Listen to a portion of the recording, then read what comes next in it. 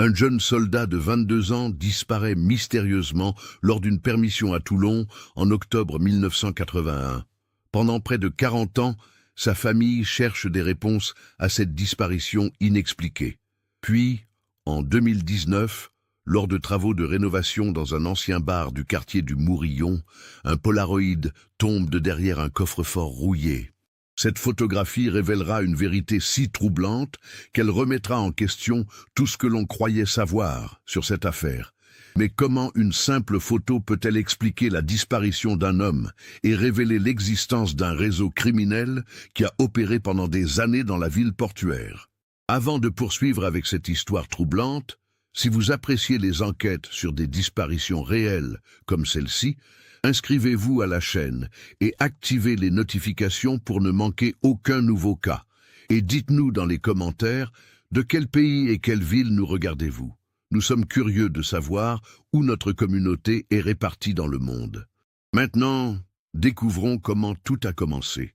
Le vent de Mistral balayait les quais de Toulon en cette fin d'octobre 1981, soulevant les embruns salés qui venaient s'écraser contre les coques des navires militaires amarrés dans l'arsenal. La ville portuaire, siège de la Marine nationale française, grouillait d'activité malgré l'automne naissant. Les terrasses des cafés du quartier du Mourillon accueillaient encore quelques marins en permission, profitant des derniers rayons de soleil méditerranéen avant l'arrivée de l'hiver. Philippe Mercier, 22 ans, ajustait le col de sa veste civile en sortant de la base navale où il effectuait son service militaire obligatoire depuis 8 mois. Grand, les cheveux châtains coupés courts selon le règlement militaire, il avait ce sourire chaleureux qui lui avait valu de nombreuses amitiés parmi ses camarades de chambrée. Originaire de Dijon, Philippe découvrait la Méditerranée pour la première fois de sa vie, et malgré la rigueur de la discipline militaire, il appréciait ces moments de liberté que lui offraient ses permissions du week-end. Ce samedi 24 octobre 1981, Philippe avait prévu de retrouver quelques amis dans le centre-ville de Toulon. Son frère cadet Antoine, âgé de 19 ans et étudiant en droit à l'université de Bourgogne, devait le rejoindre le dimanche pour passer ensemble le reste de la permission. Les deux frères entretenaient une relation fusionnelle depuis l'enfance, renforcée par la mort prématurée de leurs parents dans un accident de voiture en 1978. Philippe était devenu le protecteur naturel d'Antoine, veillant sur ses études et son avenir avec une tendresse presque paternelle. La famille Mercier était respectée à Dijon. Leur père, Henri Mercier, avait dirigé une petite entreprise de transport routier, tandis que leur mère, Claudine, enseignait le français dans un lycée local. Après leur décès, les deux frères avaient hérité de la maison familiale et d'un petit capital, qui permettait à Antoine de poursuivre ses études sans difficulté financière. Philippe, quant à lui, avait choisi d'effectuer son service militaire dans la marine, attiré par l'aventure et la possibilité de voyager. Le caractère de Philippe était un mélange fascinant de maturité précoce et de jovialité naturelle. Ses camarades de service le décrivaient comme quelqu'un de fiable, toujours prêt à rendre service, mais aussi capable de détendre l'atmosphère avec son humour subtil et ses anecdotes sur la Bourgogne. Il entretenait une correspondance régulière avec Antoine, lui racontant ses découvertes de la vie méditerranéenne, ses nouvelles amitiés et parfois ses interrogations sur son avenir après le service militaire.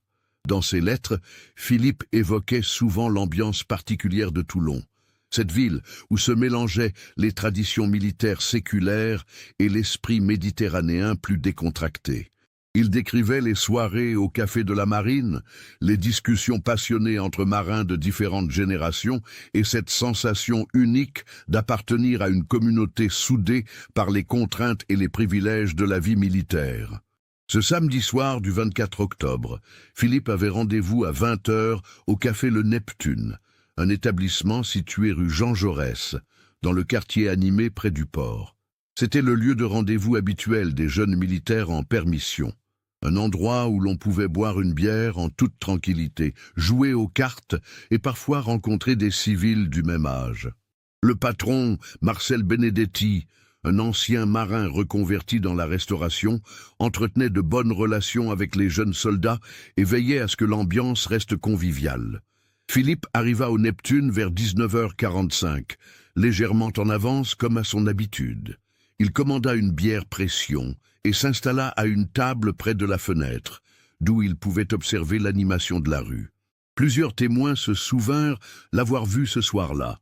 Il portait un jean bleu foncé, une chemise blanche et une veste de cuir marron qu'il avait acheté quelques semaines plus tôt sur le marché de Toulon. Vers 20h15, Philippe fut rejoint par deux de ses camarades de caserne. Jean-Luc Fontaine, 21 ans, originaire de Marseille, et Patrick Delmas, 23 ans, venu de Toulouse. Les trois hommes entretinrent une conversation animée, parlant de leurs projets pour la soirée et évoquant leurs familles respectives. Selon les témoignages recueillis plus tard, l'ambiance était détendue et rien ne laissait présager le drame qui allait survenir. Vers 21h30, un quatrième homme se joignit à leur table. Les témoins le décrivirent comme un civil d'une trentaine d'années, élégamment vêtu d'un costume sombre, aux cheveux noirs gominés et au regard perçant. Il se présenta sous le nom de Michel Carvalho et prétendait travailler dans l'import-export. Cet homme semblait bien connaître la ville et les habitudes des militaires, posant des questions précises sur leur service et leurs permissions. Ce qui frappa plusieurs personnes présentes au Neptune ce soir-là, c'est l'intérêt particulier que Michel Carvalho porta à Philippe. Il lui offrit plusieurs verres, l'interrogea longuement sur sa famille, ses projets d'avenir, et sembla particulièrement attentif quand Philippe mentionna qu'il était orphelin et qu'il ne vivait qu'avec son frère cadet. Cette conversation dura jusqu'à environ 22h45. À ce moment-là, Jean-Luc et Patrick décidèrent de rentrer à la caserne, leur permission se terminant à minuit. Ils proposèrent à Philippe de les accompagner, mais celui-ci déclina l'invitation, expliquant qu'il avait obtenu une permission prolongée jusqu'au lundi matin et qu'il souhaitait profiter encore un peu de la soirée. Ce fut la dernière fois que ses camarades le virent vivant. Selon le témoignage de Marcel Benedetti, le patron du café, Philippe et Michel Carvalho quittèrent ensemble l'établissement vers 23h15. Les deux hommes semblaient en grande conversation, et rien dans leur attitude ne suggérait un quelconque conflit. Carvalho avait réglé l'addition de toute la table et avait laissé un pourboire généreux, ce qui avait marqué le patron. La dernière personne à avoir vu Philippe cette nuit-là fut Simone Rossi, une commerçante du quartier qui rentrait chez elle après avoir fermé sa boutique de vêtements. Vers 23h30, elle aperçut deux hommes correspondant au signalement de Philippe et de Michel Carvalho qui remontaient la rue Gimelli en direction du mont Faron. L'un d'eux, qu'elle identifia plus tard comme Philippe d'après sa veste de cuir, semblait hésitant, tandis que l'autre l'encourageait à avancer en lui tenant le bras. Le lendemain, dimanche 25 octobre, Antoine Mercier arriva à Toulon par le train de 14h20 en provenance de Dijon. Il avait prévu de retrouver son frère à la gare, mais Philippe ne vint pas au rendez-vous. Inquiet, Antoine se rendit d'abord à la caserne où on lui apprit que Philippe n'était pas rentré de sa permission. Les autorités militaires l'informèrent qu'un soldat en permission prolongée n'était pas considéré comme disparu avant 48 heures de retard injustifié. Antoine décida de mener ses propres recherches. Il parcourut le centre-ville de Toulon, interrogea les commerçants, visita les hôpitaux et commissariats. Au café Le Neptune, Marcel Benedetti lui confirma que Philippe était effectivement venu la veille en compagnie de ses camarades, puis était parti avec un homme qu'il ne connaissait pas. Cette information alarma Antoine, qui connaissait la prudence naturelle de son frère aîné. Le lundi 26 octobre, Philippe étant officiellement porté absent sans permission, une enquête militaire fut ouverte. Le capitaine de frégate Laurent Dubourg, officier responsable de la discipline dans l'unité de Philippe, mena les premières investigations avec la rigueur habituelle de la Marine nationale. L'hypothèse privilégiée était celle de la désertion, un phénomène malheureusement courant à l'époque, particulièrement chez les jeunes soldats du contingent qui supportaient mal la discipline militaire. Cette hypothèse officielle ne satisfaisait absolument pas Antoine. Il connaissait intimement son frère et savait que Philippe n'était pas le genre d'homme à abandonner ses responsabilités sans explication. De plus, Tous les effets personnels de Philippe étaient restés dans son casier à la caserne. Ses papiers d'identité, son livret militaire, ses économies et même les lettres qu'Antoine lui avait écrites. Antoine prit la décision de prolonger son séjour à Toulon pour mener ses propres investigations. Il loua une chambre dans un petit hôtel du centre-ville et consacra tout son temps à rechercher son frère. Cette démarche lui coûta une année universitaire, mais il était déterminé à découvrir la vérité sur le sort de Philippe. Les premières semaines d'enquête d'Antoine furent particulièrement éprouvantes. Il interrogea systématiquement tous les établissements fréquentés par les militaires, distribua des photos de Philippe dans tout Toulon et tenta d'obtenir des informations sur le mystérieux Michel Carvalho. Ce nom ne correspondait à aucune inscription dans les registres de l'état civil local et aucun professionnel de l'import-export ne le connaissait. L'enquête officielle piétinait également. La gendarmerie maritime avait pris le relais de l'enquête militaire au bout de 15 jours, mais les investigations se heurtaient au manque de témoins fiables et à l'absence totale d'indices matériels. Le signalement de Michel Carvalho fut diffusé dans toute la région Provence-Alpes-Côte d'Azur, mais aucune identification formelle ne put être établie. En décembre 1981, l'affaire fut officiellement classée par les autorités militaires. Philippe Mercier était considéré comme déserteur et radié des effectifs de la Marine nationale. Cette décision révolta Antoine, qui refusa d'accepter cette version des faits. Il engagea ses propres économies pour faire appel à un détective privé, maître André Castellan, ancien commissaire de police reconverti dans les enquêtes privées. Maître Castellan mena une investigation approfondie qui dura 6 mois. Il reconstitua minutieusement les dernières heures de Philippe, interrogea à nouveau tous les témoins et tenta de retrouver la trace de Michel Carvalho. Ces recherches révélèrent que plusieurs militaires en permission avaient été approchés de manière similaire dans les mois précédant la disparition de Philippe, mais aucun d'eux n'avait accepté de suivre cet homme mystérieux. L'enquête de Castellan mit également en évidence l'existence d'un réseau informel de personnes qui s'intéressaient particulièrement aux jeunes soldats isolés, sans famille proche ou en situation de fragilité psychologique. Ces individus fréquentaient assidûment les cafés et bars du centre-ville, engageaient la conversation avec les militaires en permission et semblaient collecter des informations sur leur situation personnelle. Malgré la qualité de son travail, Maître Castellan ne parvint pas à percer le mystère de la disparition de Philippe. Son rapport final, remis à Antoine en juillet 1982, concluait à un enlèvement probable, mais sans pouvoir identifier les auteurs ni les motifs de cet acte. Le détective recommandait de maintenir une veille permanente et de reprendre l'enquête au moindre élément nouveau. Antoine retourna à Dijon en septembre 1982 pour reprendre ses études de droit, mais il n'abandonna jamais ses recherches. Chaque mois, il revenait à Toulon pour maintenir le contact avec les témoins, vérifier si de nouveaux éléments avaient émergé et entretenir la mémoire de son frère auprès des autorités locales. Cette obstination lui valut la réputation d'un homme obsédé par une cause perdue, mais Antoine s'en moquait éperdument. En 1985, Antoine termina ses études de droit et s'installa comme avocat à Dijon. Sa spécialisation dans les affaires de personnes disparues ne devait rien au hasard. Chaque dossier qu'il traitait lui donnait de nouveaux éléments pour comprendre les mécanismes des disparitions et affiner ses propres recherches sur le sort de Philippe. Il développa ainsi une expertise reconnue dans ce domaine particulier du droit pénal.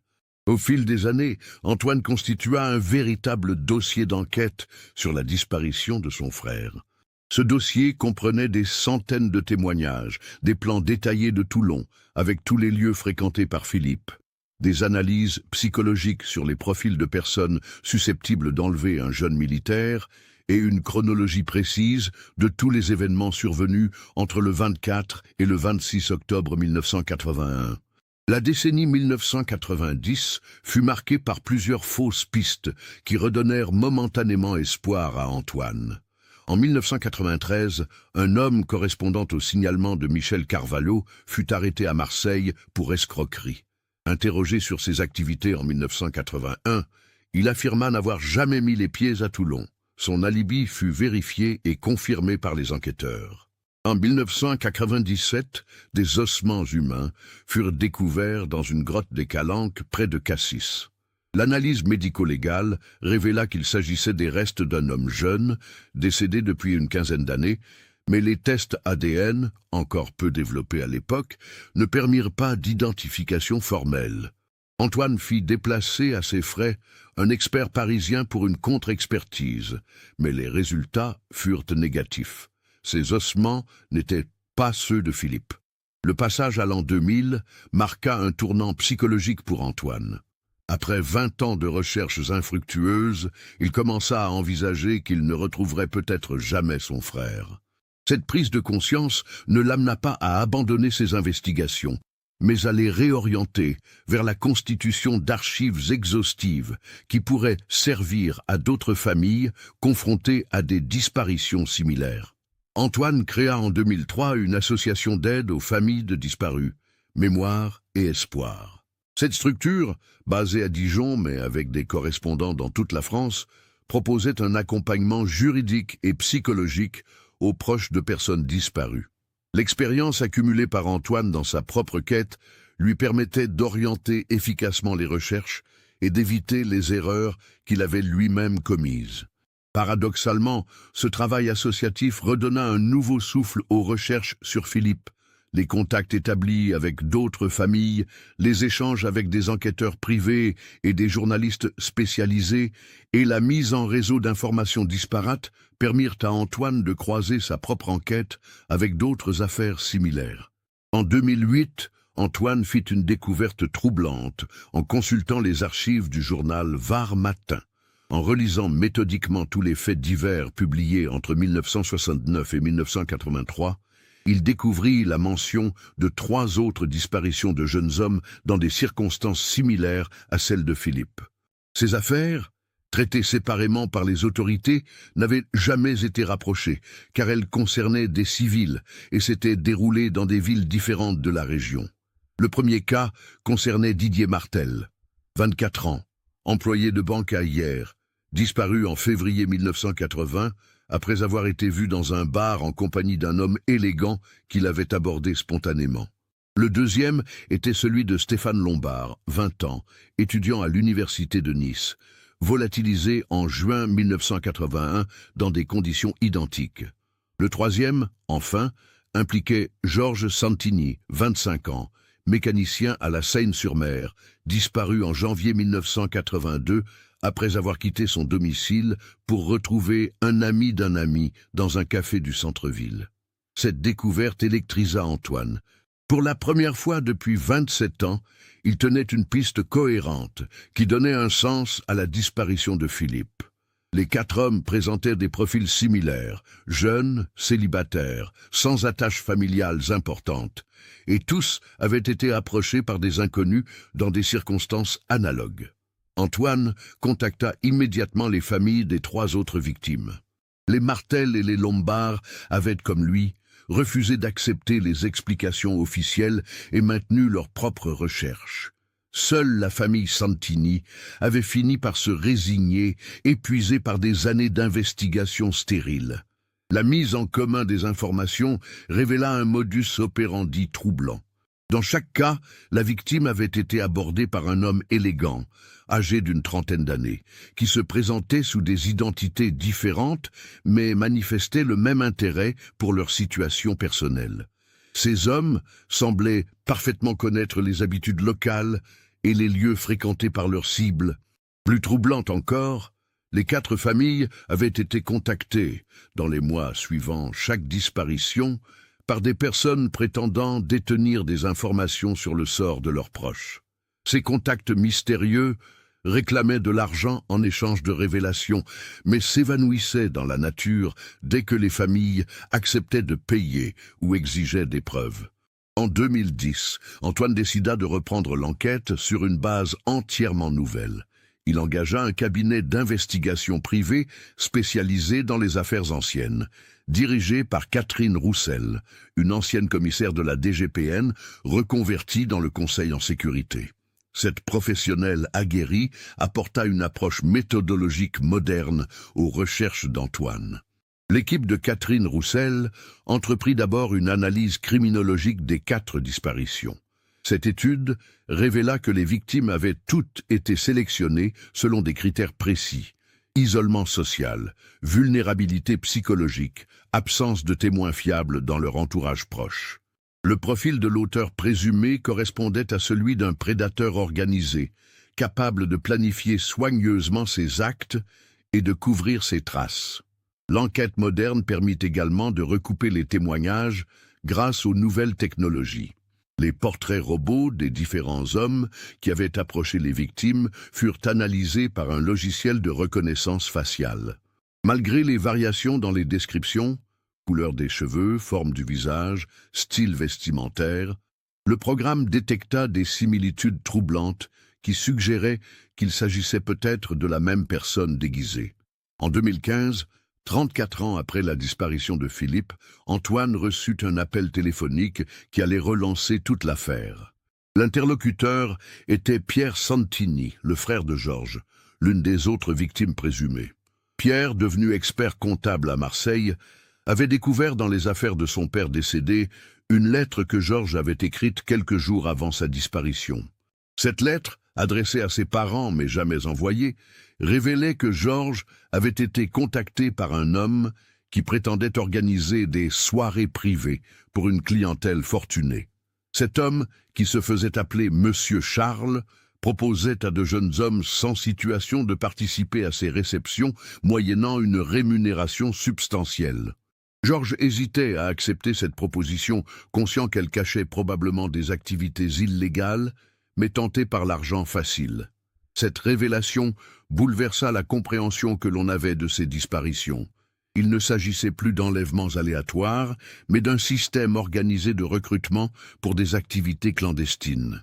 Les victimes n'avaient pas été enlevées de force, mais attirées dans un piège par l'appât du gain et la promesse d'aventures excitantes. Antoine et Catherine Roussel décidèrent de creuser cette piste en enquêtant sur l'existence possible de réseaux de prostitution masculine ou de trafic impliquant de jeunes hommes dans la région de Toulon au début des années 1980. Cette investigation les mena vers un aspect méconnu de la vie nocturne de l'époque: l'existence de cercles privés où de riches notables payaient pour des services particuliers. Les années 1980 marquaient en France une période de libération des mœurs, mais aussi de clandestinité pour certaines pratiques sexuelles encore stigmatisées. Dans des villes comme Toulon, avec sa forte population militaire et sa tradition portuaire, ces réseaux trouvaient un terrain particulièrement favorable pour se développer discrètement. L'enquête de Catherine Roussel mit au jour l'existence, entre 1979 et 1983, d'un réseau sophistiqué qui recrutait de jeunes hommes pour des prestations destinées à une clientèle aisée et discrète. Ce réseau opérait depuis plusieurs villas isolées dans l'arrière-pays varois, loin des regards indiscrets et des contrôles policiers. Le fonctionnement de ce système était d'une efficacité redoutable. Des rabatteurs, formés pour repérer les profils vulnérables, approchaient les cibles potentielles dans des lieux publics. Ils se présentaient sous de fausses identités, établissaient un climat de confiance, puis proposaient des opportunités lucratives sans jamais révéler leur véritable nature. Les victimes étaient progressivement amenées vers des lieux isolés où elles perdaient tout contrôle sur leur situation. L'investigation révéla également que ce réseau était protégé par des complicités haut placées dans l'administration locale et les forces de l'ordre. Plusieurs personnalités influentes de la région figuraient parmi la clientèle, ce qui expliquait l'étouffement systématique des enquêtes et le classement rapide des affaires de disparition. En 2017, Catherine Roussel identifia formellement l'organisateur présumé de ce réseau, un certain Alexandre Grimaldi, antiquaire de profession, qui possédait plusieurs propriétés dans le Var et entretenait des relations étroites avec le milieu des notables locaux. Grimaldi était décédé en 1995, emportant ses secrets dans la tombe, mais son nom apparaissait dans plusieurs documents administratifs liés aux propriétés où le réseau était censé opérer. Cette découverte permit enfin de localiser le lieu probable où Philippe et les autres victimes avaient été emmenés. Une villa isolée située sur les hauteurs de Bandol, dans un domaine privé de plusieurs hectares. La propriété, vendue après la mort de Grimaldi, avait changé plusieurs fois de propriétaire et fait l'objet de transformations importantes qui avaient effacé la plupart des traces matérielles. Néanmoins, Catherine Roussel obtint l'autorisation de faire procéder à des sondages archéologiques dans le parc de la villa. Ces recherches, menées discrètement à l'automne 2018, révélèrent l'existence de plusieurs fosses anciennes qui contenaient des fragments d'ossements humains et divers objets personnels datant du début des années 1980. Parmi ces objets, les enquêteurs découvrirent un briquet en métal gravé aux initiales PM, qu'Antoine reconnut immédiatement. Il s'agissait du cadeau qu'il avait offert à Philippe pour ses 20 ans. Cette découverte, si elle ne constituait pas une preuve formelle du décès de Philippe, apportait enfin une réponse tangible à 37 ans d'interrogation. L'enquête judiciaire qui s'ouvrit alors révéla l'ampleur effroyable de ce réseau criminel. Au moins 12 jeunes hommes avaient disparu dans des circonstances similaires entre 1979 et 1983 dans toute la région Provence-Alpes-Côte d'Azur. Tous avaient été attirés par les mêmes promesses d'argent facile et d'aventure, et tous avaient fini par être éliminés quand ils devenaient trop encombrants ou menaçaient de révéler l'existence du réseau. Le dossier d'instruction, ouvert au tribunal de grande instance de Toulon, mit en évidence un système d'une sophistication remarquable. Le réseau Grimaldi ne se contentait pas d'exploiter ses victimes. Il les chantageait également en prenant des photographies compromettantes de leurs prestations, puis les menaçait de diffuser ces images pour les maintenir sous contrôle. C'est dans ce contexte que s'inscrit la découverte qui allait définitivement élucider le sort de Philippe Mercier. En mars 2019, la villa de Bandol fut vendue à un promoteur immobilier qui entreprit d'importants travaux de rénovation en vue de la transformer en résidence de luxe. Les ouvriers chargés des travaux découvrirent, dans l'ancien bureau de Grimaldi, un coffre-fort dissimulé derrière une bibliothèque. Ce coffre-fort, rouillé par l'humidité et oublié lors des précédentes ventes, contenait une véritable archive photographique du réseau criminel. Des centaines de polaroïds documentaient minutieusement les activités du réseau entre 1979 et 1983, constituant un catalogue macabre des victimes et de leurs bourreaux.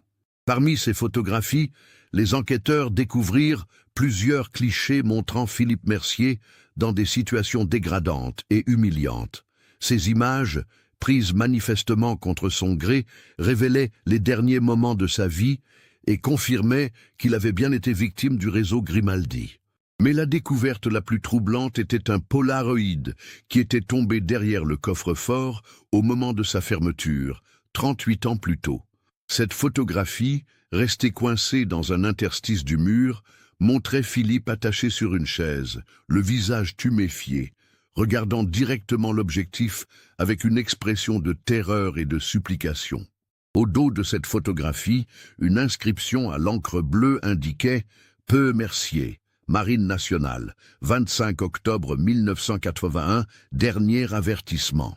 Cette mention confirmait que Philippe avait tenté de résister à ses ravisseurs et que sa mort avait été décidée pour faire un exemple auprès des autres victimes du réseau. L'analyse technique de ce polaroïd permit aux experts de la police scientifique de déterminer avec précision les circonstances de la mort de Philippe. L'horodatage automatique de l'appareil photo indiquait que le cliché avait été pris le 25 octobre 1981 à 23h47, soit exactement 24 heures après la disparition du jeune soldat. Cette découverte permit enfin à Antoine de connaître la vérité sur le sort de son frère. Philippe n'avait pas déserté comme l'affirmaient les autorités militaires. Il n'était pas non plus mort accidentellement.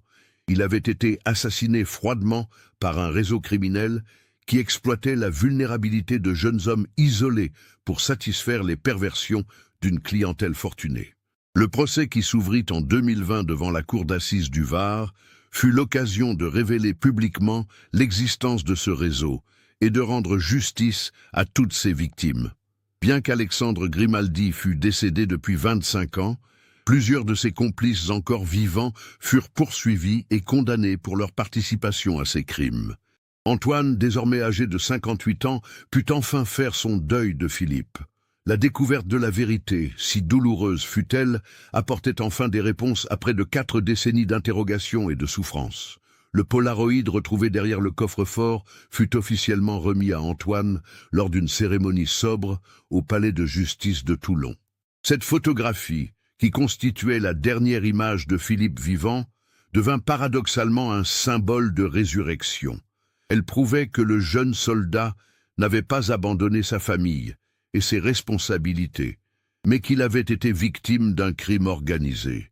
L'impact de cette révélation dépassa largement le cadre familial. L'affaire Grimaldi, comme la baptisèrent les médias, révéla l'existence d'un phénomène criminel méconnu en France. L'exploitation systématique de jeunes hommes par des réseaux de prostitution masculine liés au grand banditisme. Cette découverte amena les autorités à rouvrir de nombreuses affaires de disparition classées sans suite dans les années 1980. Antoine consacra les années suivantes à aider d'autres familles à découvrir la vérité sur leurs proches disparus. Son association Mémoire et Espoir devint une référence nationale dans l'accompagnement des victimes de disparition.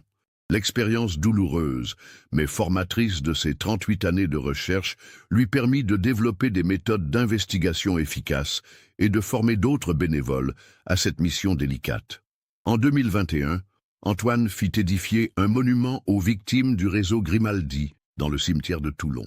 Cette stèle de granit noir porte les noms des 12 jeunes hommes officiellement identifiés comme victimes du réseau, dont Philippe Mercier figure en première position. L'inscription gravée dans la pierre résume l'essence de cette tragédie. À la mémoire des fils, frères et amis disparus, victimes de la cupidité et de l'indifférence, que leur sacrifice ne soit pas vain. L'enquête révéla également l'existence de complicités troublantes au sein des institutions de l'époque. Plusieurs hauts fonctionnaires de la préfecture du Var et des officiers de gendarmerie furent mis en cause pour avoir délibérément entravé les investigations sur les disparitions. Ces révélations provoquèrent un scandale politique qui ébranla durablement la confiance dans les institutions locales. Le plus troublant dans cette affaire demeure l'indifférence générale qui entoura ces disparitions à l'époque.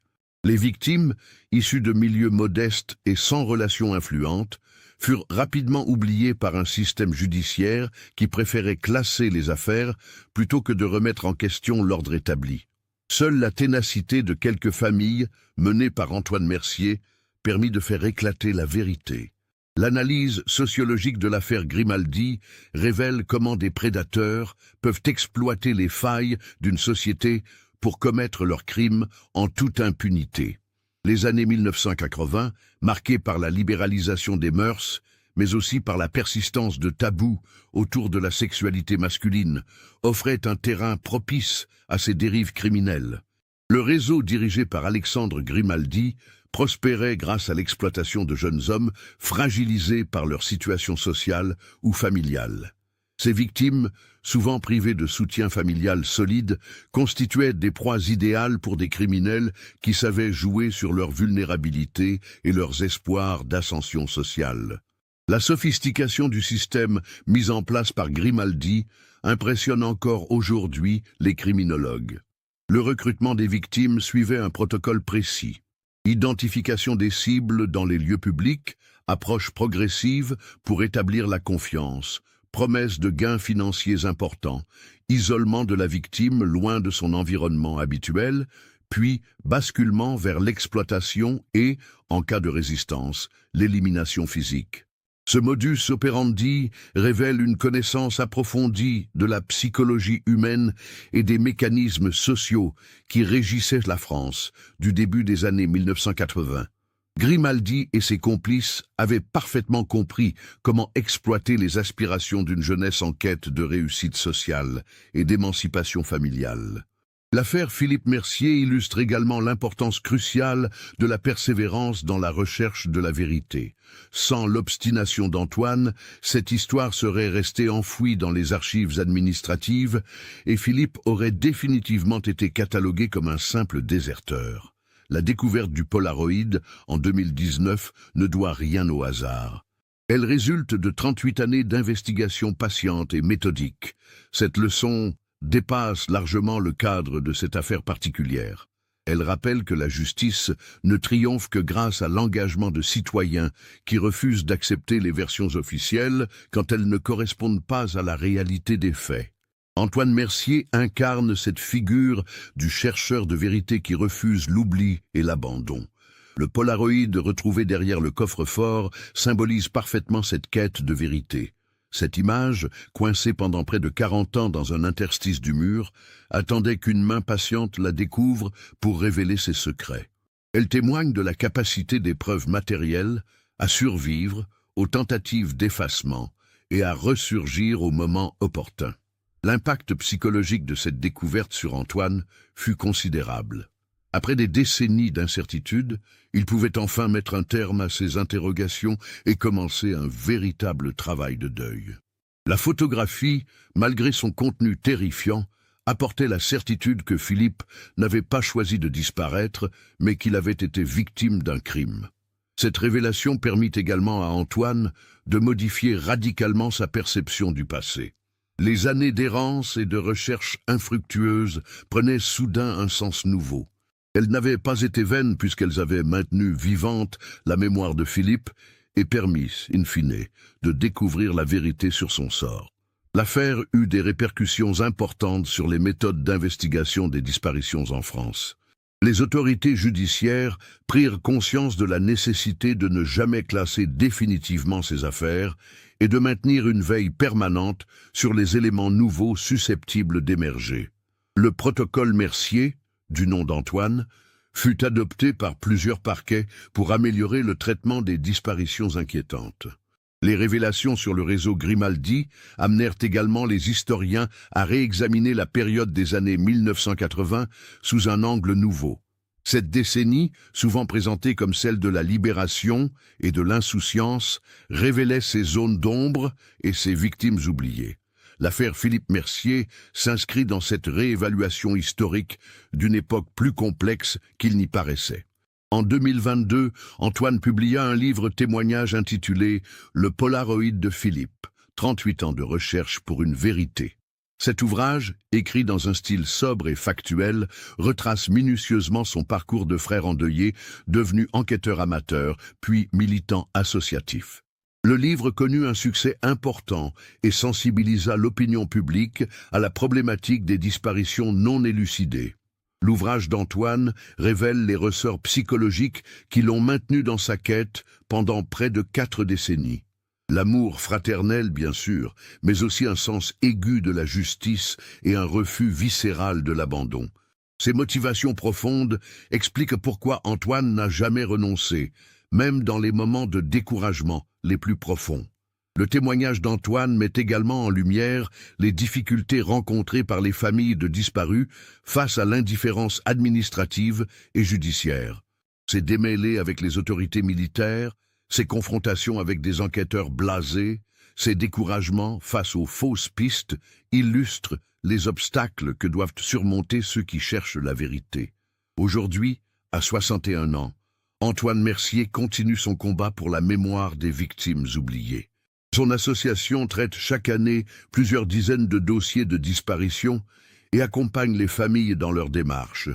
L'expérience acquise lors de ses propres recherches lui permet d'orienter efficacement les investigations et d'éviter les erreurs courantes. L'histoire de Philippe et d'Antoine Mercier rappelle que derrière chaque disparition se cache un drame humain qui mérite attention et respect.